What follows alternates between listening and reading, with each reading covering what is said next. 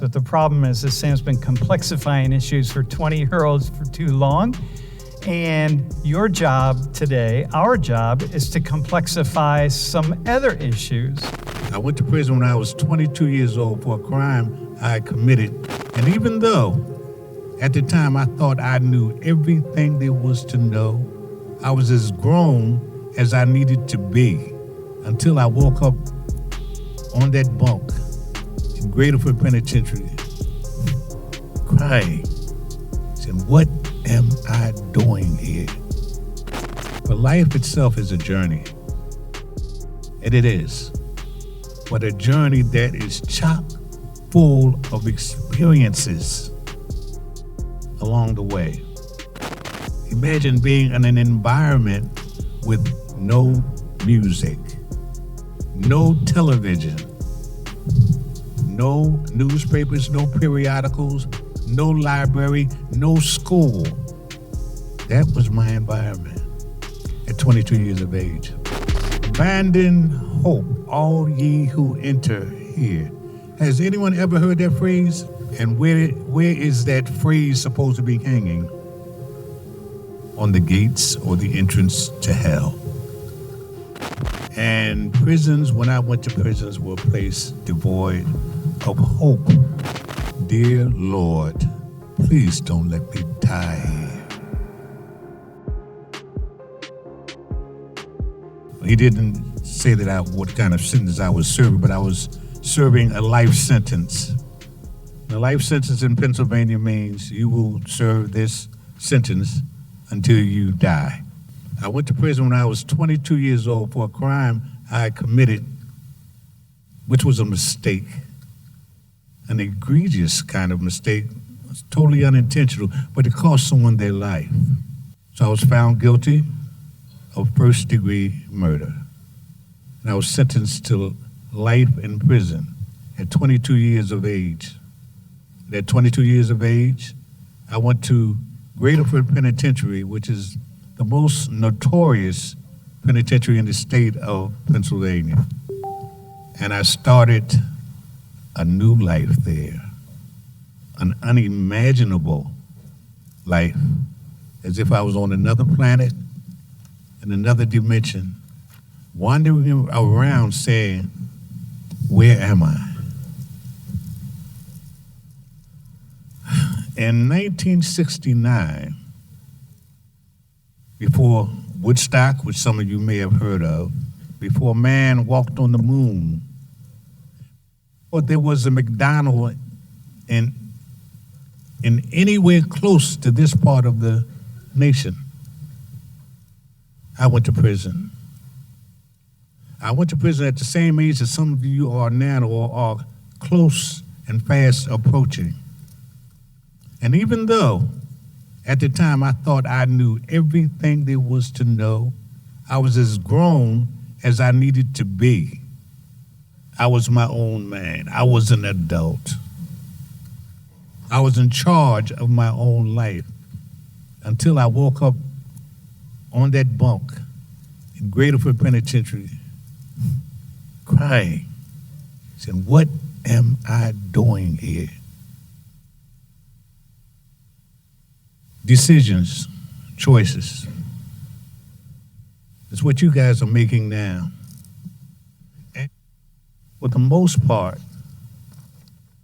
you're doing pretty good because you're doing better than I was at that age. But it wasn't until so much later that I learned the universe is vast. The universe is huge. The cosmos, immense.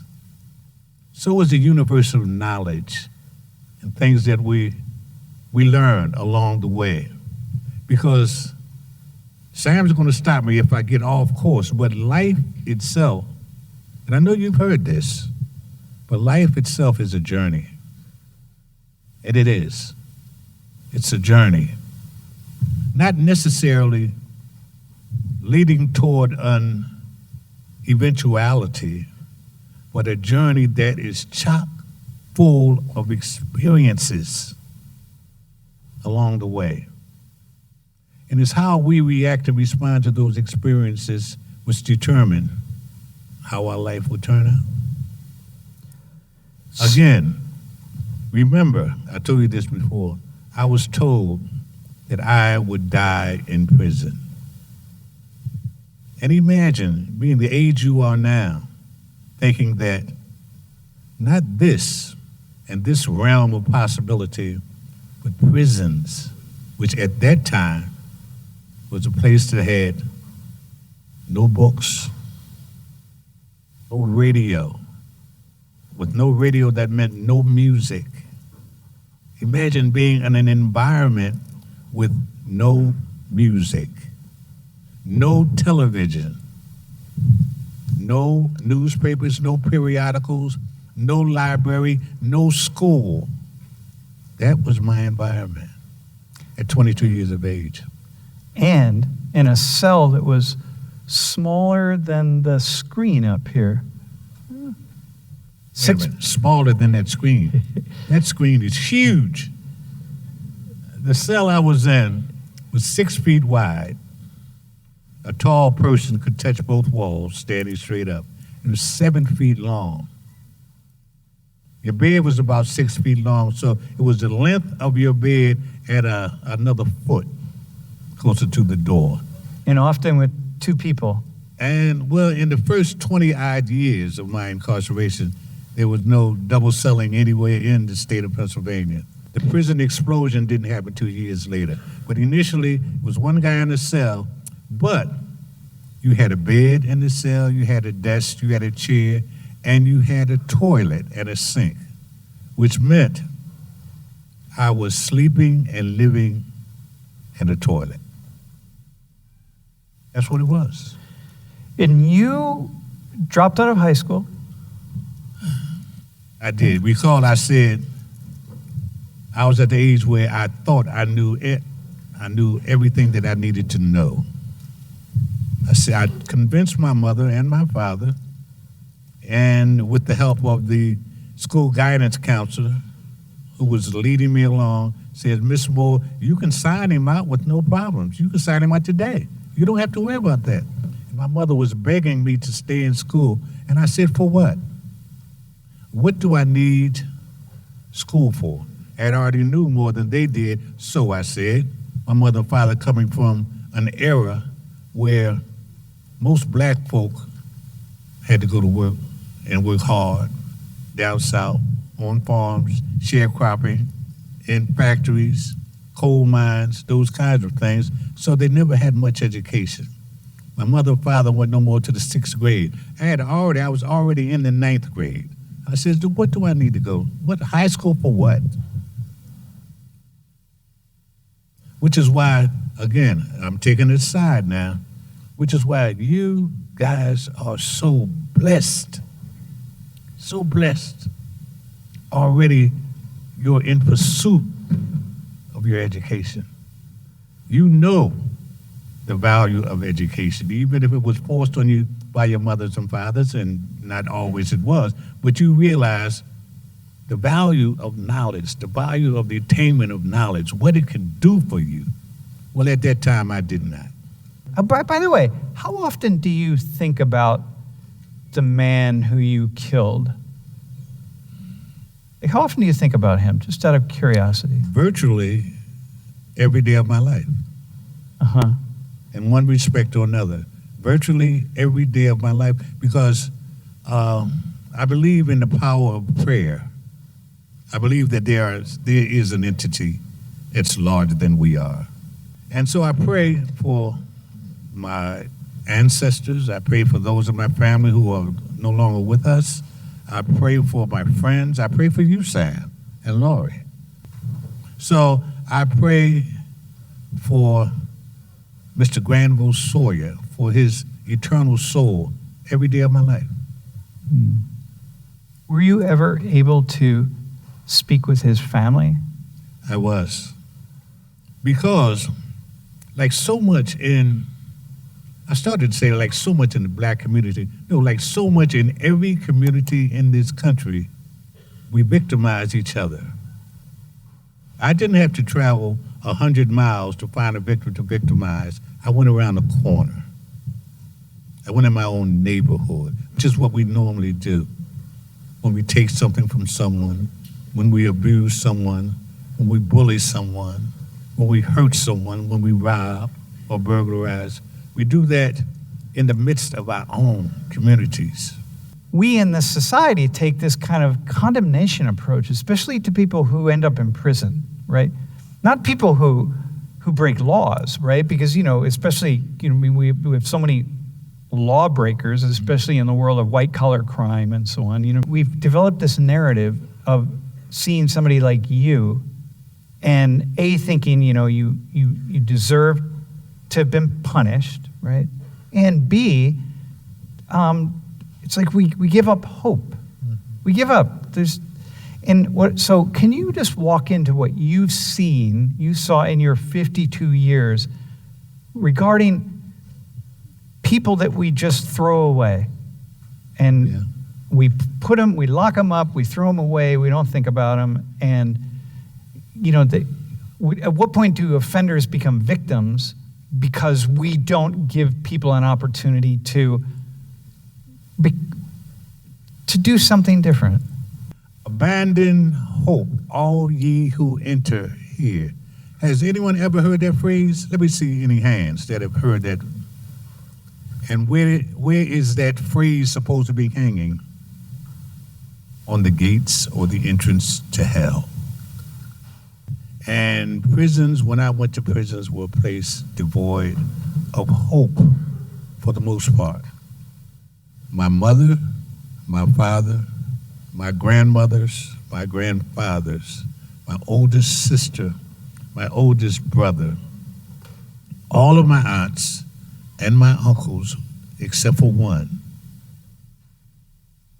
dying while I was in prison.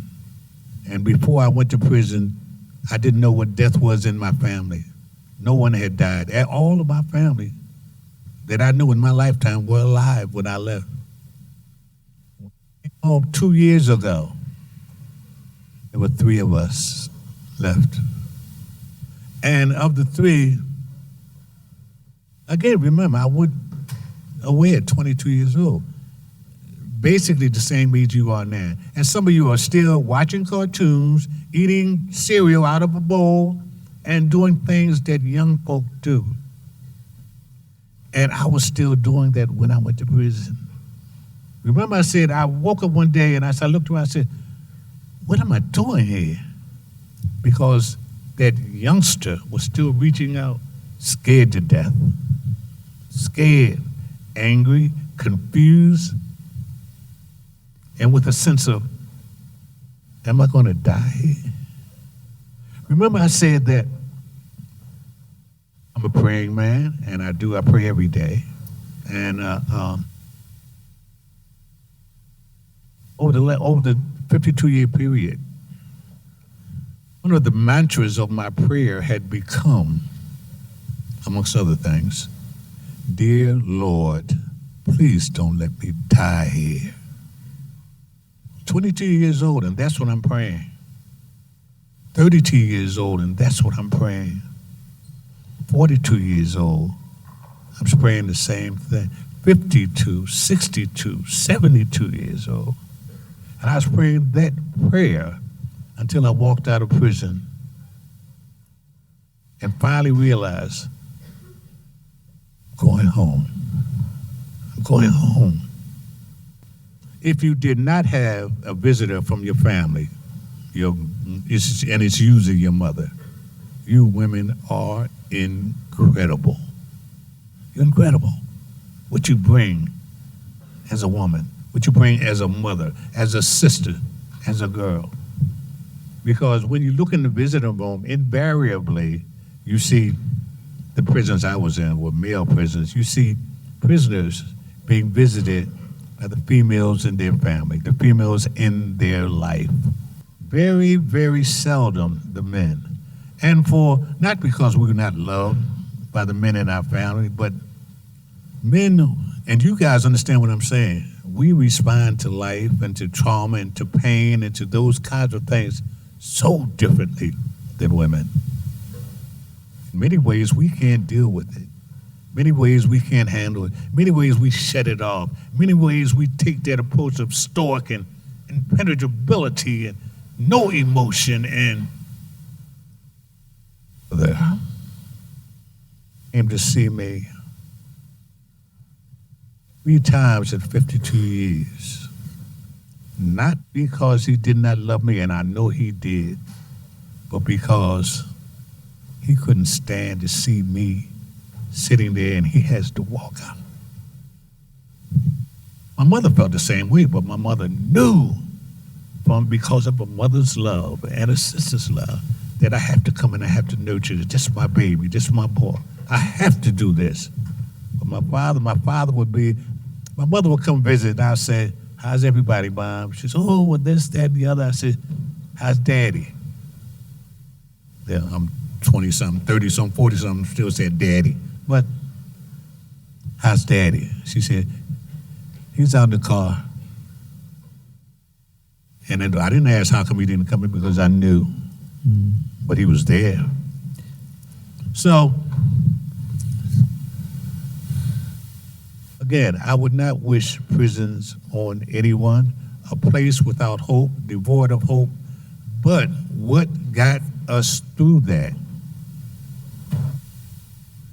was education, growth, knowledge of self, reaching a point in your life when you accepted responsibilities for your actions and stopped lying and stopped playing games, and realizing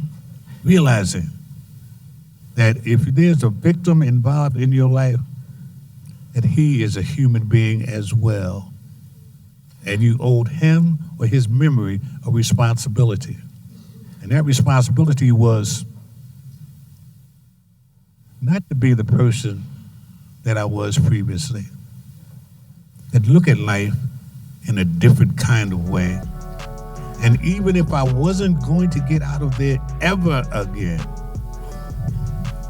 good wherever I was at.